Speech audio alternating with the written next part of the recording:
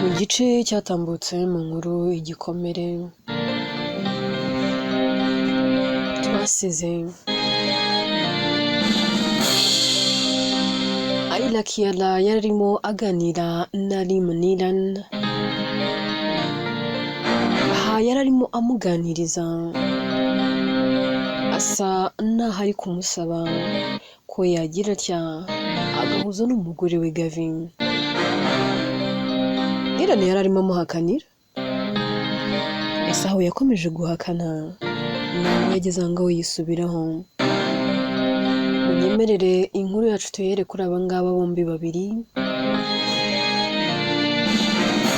Ayla agira atya akabwira Niran. Akamubwira ati Niran, ibintu byose byabaye ni amakosa yawe. Ibintu byose uri kunyuramo kano kanya ni amakosa yawe.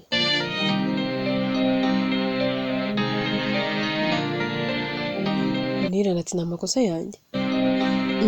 Ubuhe buryo rero? Ushobora kunsobanurira uburyo ari amakosa yanjye? Ayla ati ndabigusobanurira.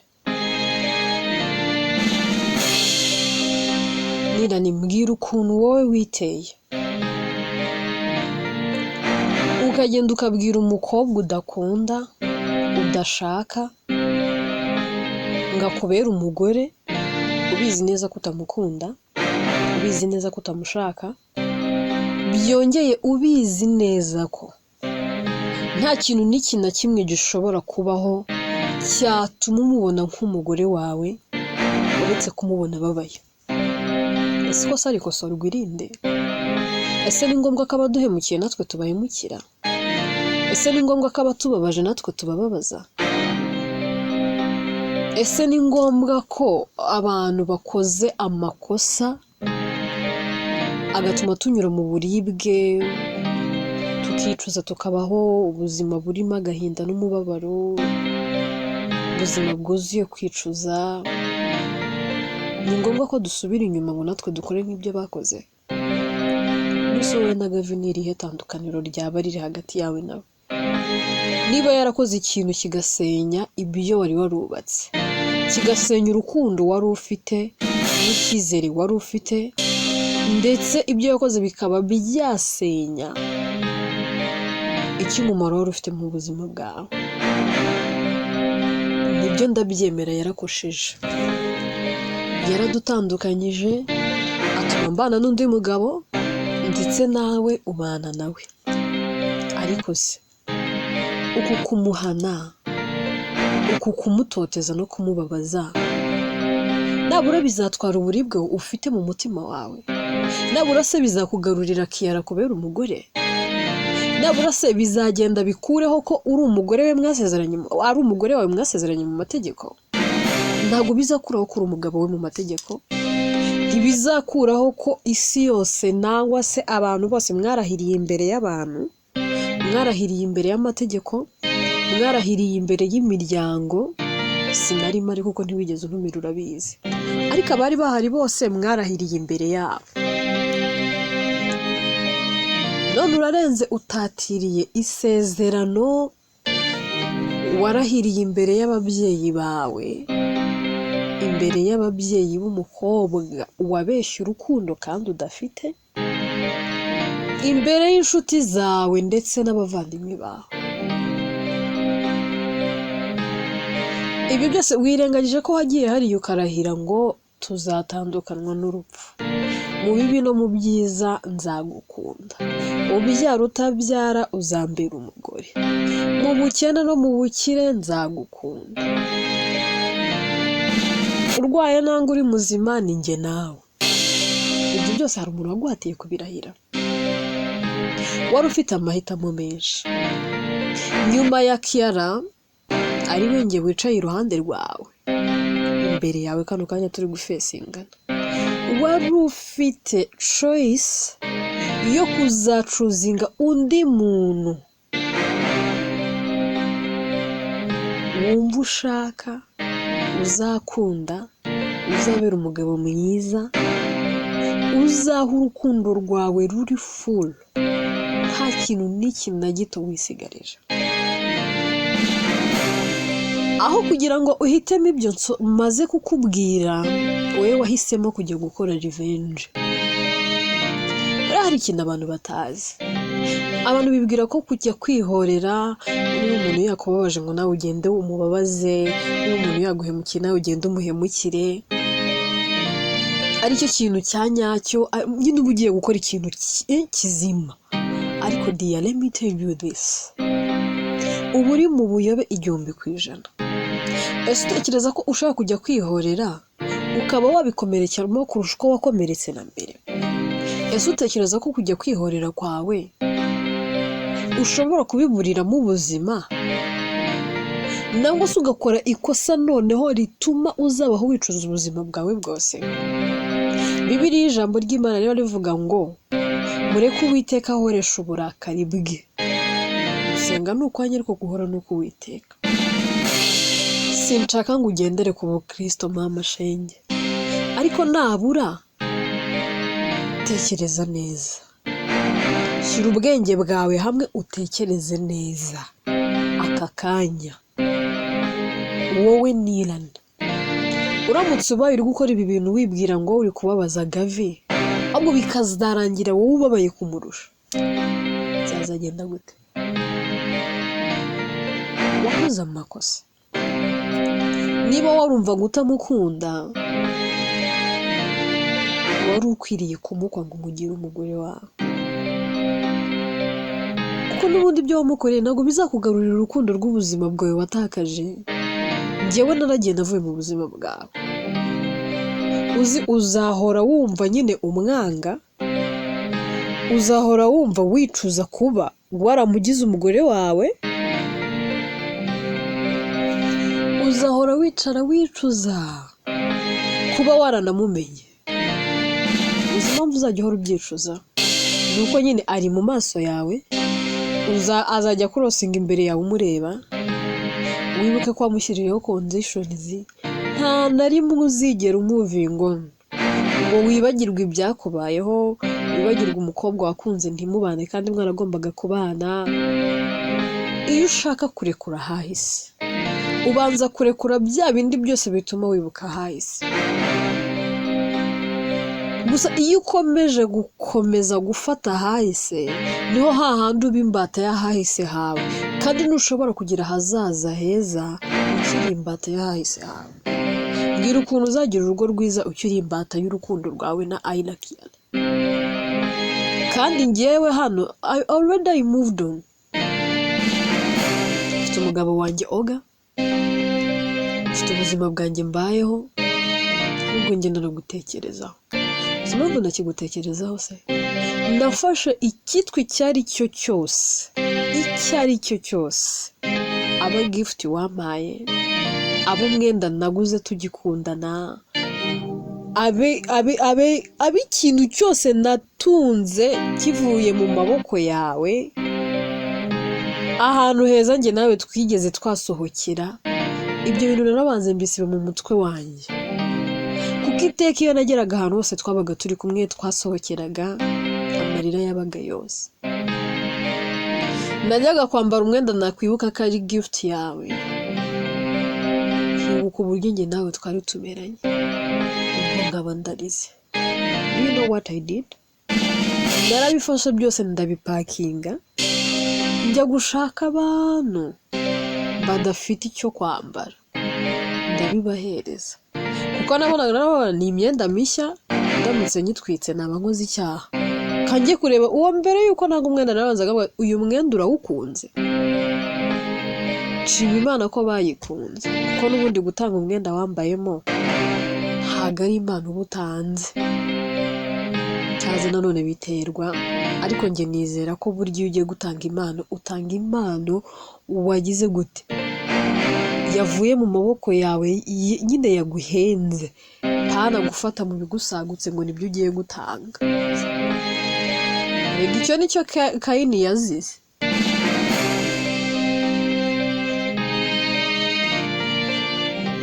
byose rero maze kubitanga, nimuka no mu nzu nabagamo kugira ngo nibagirwe ko iyo nzu wajya guza kuyindebamo. Intebe nari mfite mu nzu narazigurishije kugira ngo nibagirwe n'umwanya waza gukicaramo, nza nishya. Ikintu icyo ari cyo cyose cyashoboraga kuba cyakunyibutsa ndagikuye mu buzima bwanjye.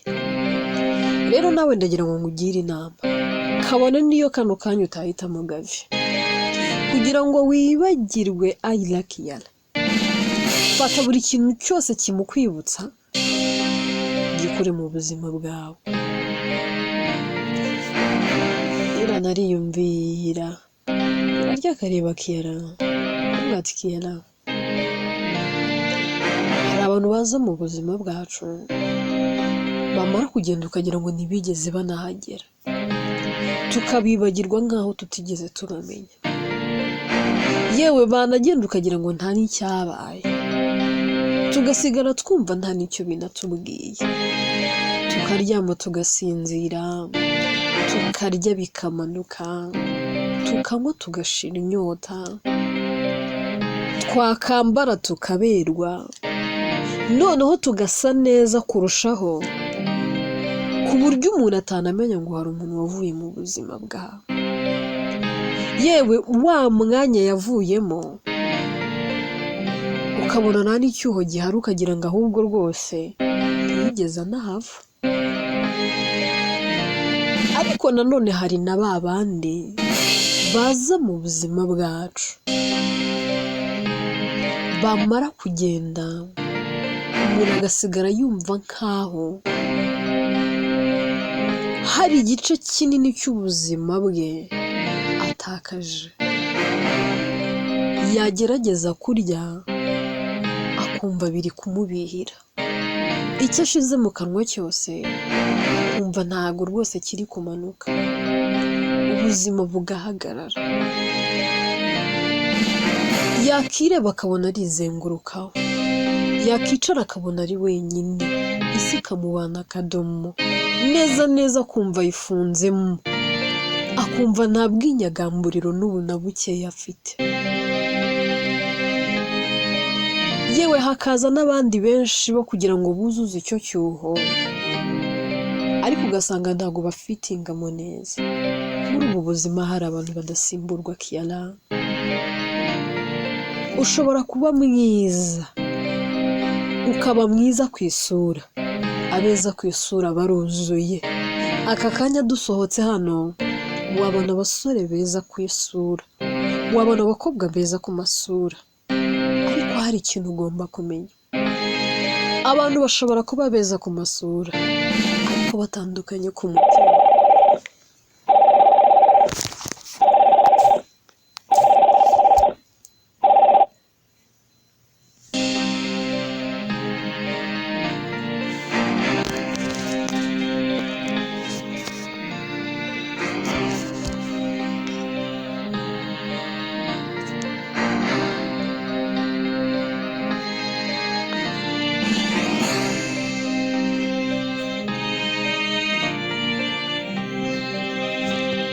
Icyo gihe abantu iyo batandukanye ku mutima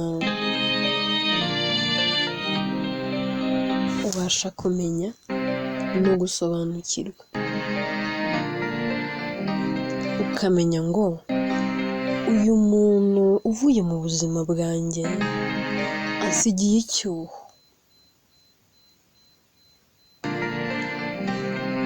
Ese ninde wabasha kucyuzuza? Yewe ushobora kuzenguruka isi yose, ukagenda imihanda n'imihana, ugashaka umuntu ushobora kuzuza icyo cyuho ukamubura.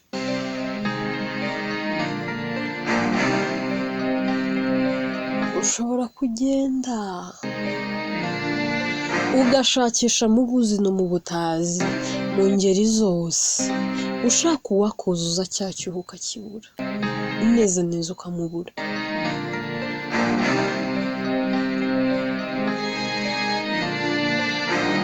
Baravuga ngo chance comes once, and I think ko icyo ngicyo cyumva neza kandi utanakirwa ugiteraho comment. Rero ibyo nakoze nabikoze ngira ngo mwumvishe uburyo biryana kubura uwo ukunda umureba udafite ubushobozi bwo kuba wamutunga. Ahari azabyumva neza umunsi azaba yarambuze atakimbona mu buzima bwe. Ahari azabyumva neza umunsi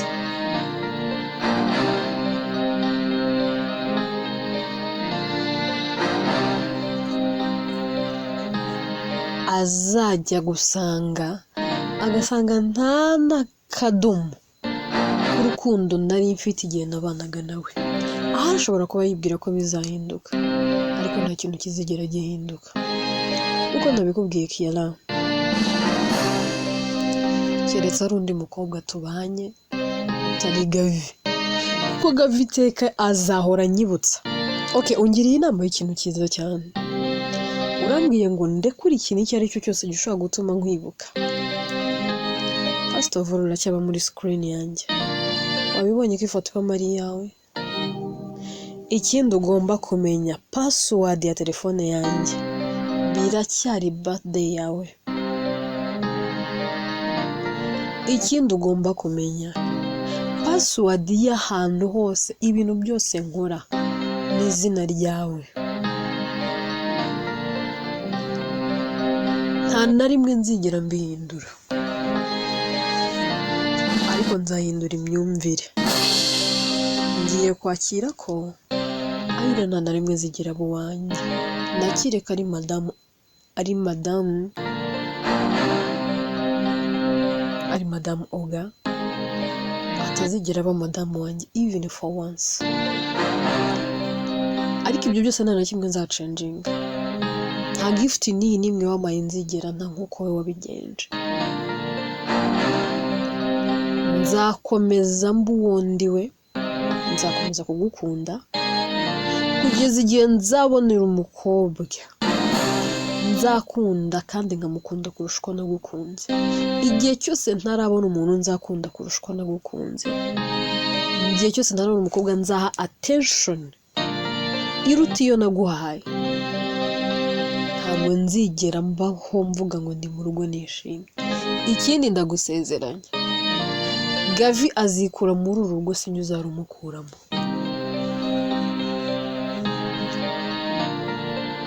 Kiara agerageza kuganiriza Nirani, ariko Nirani neza akamutsembera. Tuve aho ngaho twigire kuri Ella. Ella amaze iminsi atameze neza, ubona arwaye, aruka bya hato na hato,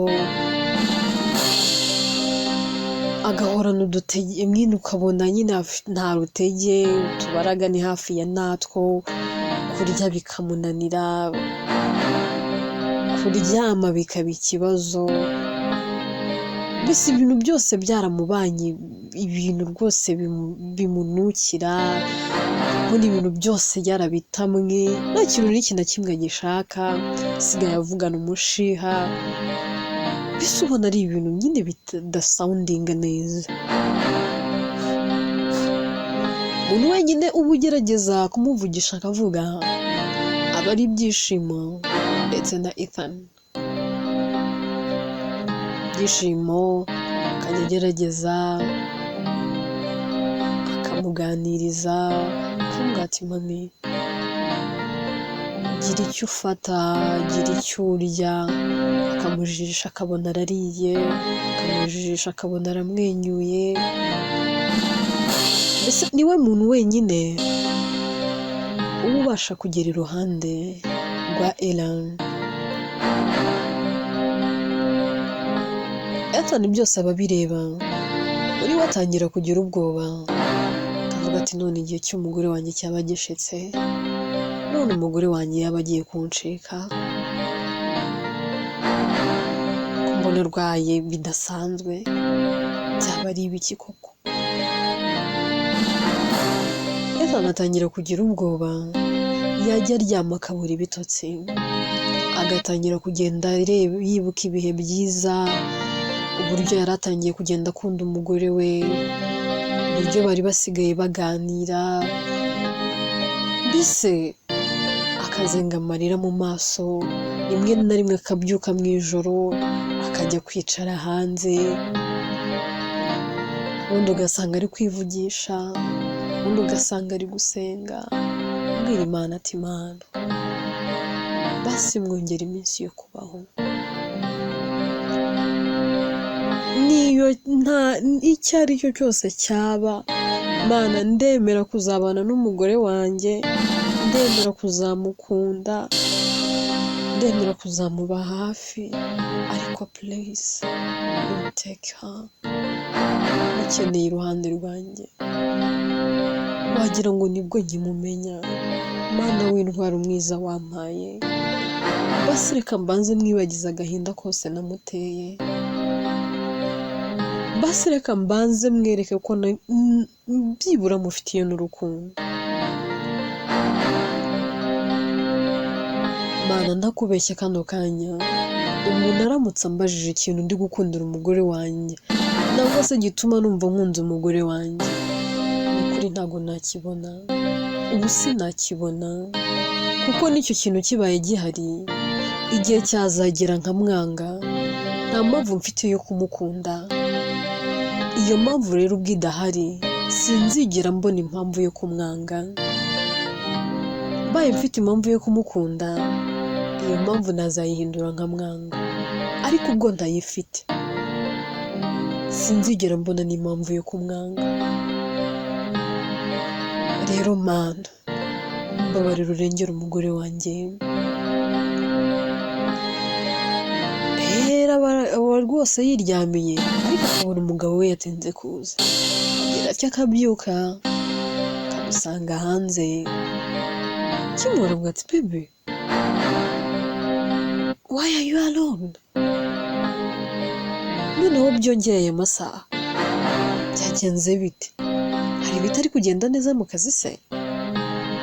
Ngiye kumaza iminsi ntameze neza ntaza mu kazi, ariko se hari ibintu byapfuye ku buryo uza hano kuba uri wenyine hano hanze? Rebaho amasaha ashitse, ubundi ubu umuntu agusanze hano wavuga kuri kuhakora iki? Ati ahubwo se wowe uri gukora iki muri iyi mbeho? Urabizi urarwaye ntumeze neza, wowe urashaka kuba unteza ibibazo ungarura mu bitaro. Ariko ntabwo nshaka kuguteza ibibazo, ahubwo nibajije gute umuntu abyutse mu buriri aragiye amaze uwo mwanya wose, ndi kwibaza si igiki cyakubayeho? Nabanje ndaguhiga inzu yose, none wibereye hano hanze? Biva mu mbeho pe, n'ikirere kirasa nabi, harakonje, urabona mu kanya wagiye kubona ukabona imvura iraguye, rero iwe ikagusanga hano.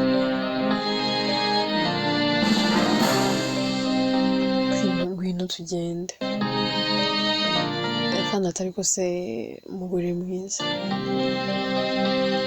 ndati karame mugabo mwiza, ubwo ubyutse mu buriri just uje kunshaka, nta ndwara ikindi nawe wari wiyiziye hanze just ati ngaho nyumvira nukuri umugabo mfite hano.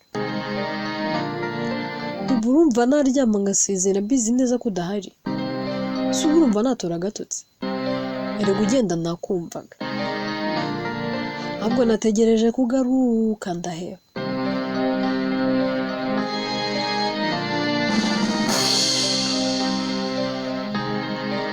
Erega ndagukunda. Kandi agira atya agahobera umugore we, akamuhoberana ubwuzu, ariko afite ikiniga, ari nako yitsa imitima. Rero biramucanga, ariko amubaza akamubwira ati se baby are you okay? Ko wumva uri kwitsa imitima, habaye iki? Ntabwo uri kumubwira. Ufite ubwoba bwo kukubura, ufite ubwoba ko hari ikintu kigiye kukubaho, usigaye urwaragurika, ntukirya, reba ukuntu usigaye ungana, warananutse, basi reka ejo tuzajye kwa muganga tujye gukoresha check up.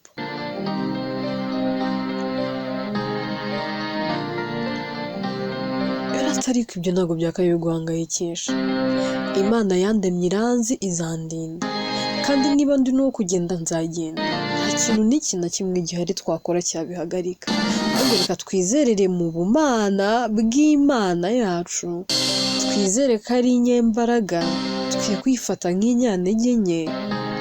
Ahari wenda nanjye yangirira impuhwe ikanyongera imyaka, uko yagize gutya ikabigenza kuri Ezekiya. Ezekiya akimara guhanurirwa ko agiye gupfa, yerekeye ivure. Wari umaze kubimuhanurira atararenga n'umutaru, Uwiteka aramubwira ngo garukayo. Arangije amuhanurira ibindi. Uwiteka yaramwongeye imyaka 15 yo kubaho. Mu by'ukuri reka natwe twerekere ivure, dusenge dusaba Imana. Imana nibona ko mbikwiye izanyongera iminsi yo kuba ndi kumwe nawe. Ariko humura, ntaho nzajya, ngomba kuba ndi kumwe nawe.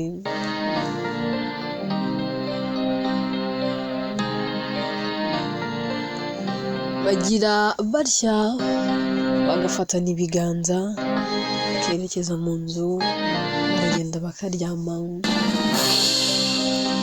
baryama baganira, batera story, bibukiranya uko bamenyanye. Akagenda abwira umugabo we ati ariko sha waranyangaga. Ati ntabwo nakwangaga, ahubwo nari nyifitiye ubuyobe, numva nyishakira kuba ndi kumwe n'abakobwa batandukanye. Byaranezezaga iyo nabaga ndi kumwe n'abakobwa nyine mbona banshagaye, bose banshaka, kandi wowe gushaka kunyiharira wenyine.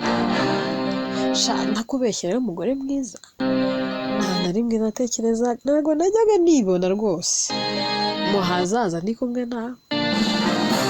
Ariko sha iyo nza kubimenya, nkabimenya mbere, abakobwa bose twahuye nta n'umwe nari guha umwanya. Buriya nari kuba naragukunze mbere, nkagukunda, noneho nkaguha urukundo rwa nyarwo, ku buryo wari kuzajya wicara ukankumbura. Yararaseka avuga ati babe, ahari ntabwo twari twararemeranywe kudatingana, biri aho. Imana yari yaraturemeye kuzaba turi kumwe nyine muri future, kandi nibyo byabaye. Njye ntabwo nakifuza kuba narateretanye nawe nk'uko abandi bateretanye nawe bakagenda. Nakifuza kuba umugore wa buzima bwanjye bwose, kandi ibyo rwose Imana yarabikoze, nabigezeho. Ndi umugore wawe. So aba bandi nyine ni akazi kabo, icy'ingenzi si uko ngo ufite kano kanya. You are mine forever.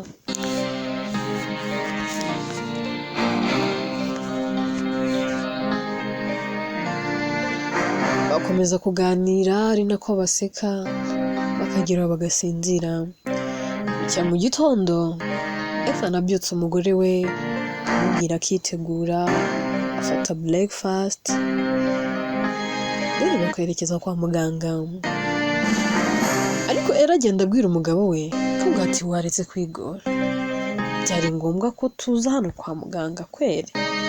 Undi ati ngomba kumenya uko uhagaze, nkamenya niba tugomba no kukuvuza ugakira indwara urwaye. Icyo byansaba byose, niyo byari ugutanga ibyo ntunze byose, ariko ukabaho nabitanga. Nta kintu n'iki na kimwe ntunze kikundutira, undutira ibyo byose, undutira inshuti amagana. Buriya hari ikintu abantu batazi, kandi narakubwiye ngo mama wanjye ashobora kunkunda kuko ndi umuhungu we, akankunda kuko yanwise amezi 9, akankunda nyine kuko dufite icyo dupfana, ndetse n'abavandimwe banjye, yewe na papa wanjye. Ariko wowe wankunze, nta kintu mpfana nawe, nta mpamvu n'iyi n'imwe ifatika. Unkunda mu bugoryi bwanjye no mu bupfapfa bwanjye, nakubabaje, nagushimishije ukankunda, nagutoteje, nakubwiye nabi ukankunda, yewe ukanshira bugufi ukanansaba imbabazi. wagiye urwana ku rugo rwacu, ukomeza kuruhagararaho rurakomera. Ese nagushinja iki mugore mwiza? Uri umugisha, uri Imana idasanzwe mu buzima bwanjye. Niba rero warankunze, why not njyewe ntagukunda? Era araseka ndetse bikanamunezeza. Gera kwa muganga bagakoresha ibizamini byose, ariko ubona Ethan asigaye yitsa ku mugore we cyane kurenza ibindi byose.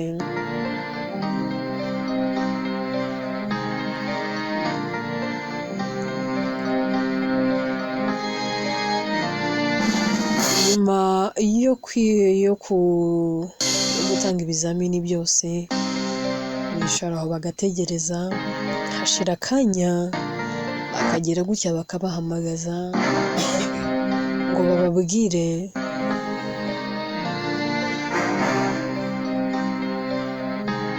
ibisubizo. Inkuru yacu reka tuyisubikire ahangaha. Ese niki bagiye kubwirwa kwa muganga? Ubundi se ararwaye iki? Ese bagize gutya bagasanga kuko ararwaye ibya nyabyo, kandi mbere byari ibinyoma ndetse ari imikino, noneho byagenda gute? Ese aramutse avuye mu buzima bwa Ethan yabyakira ate? Inkuru yitwa Igikomere, njyewe nitwa Atete. Byose twibaza ni mu bice bizakurikira. Inkuru ni njye uyandika kandi ni nanjye uyibagezaho. Ku bantu mwifuza kunyandikira cyangwa se kumpa ibitekerezo, ushobora kunyandikira kuri IG. Izina ni Atete Obvious.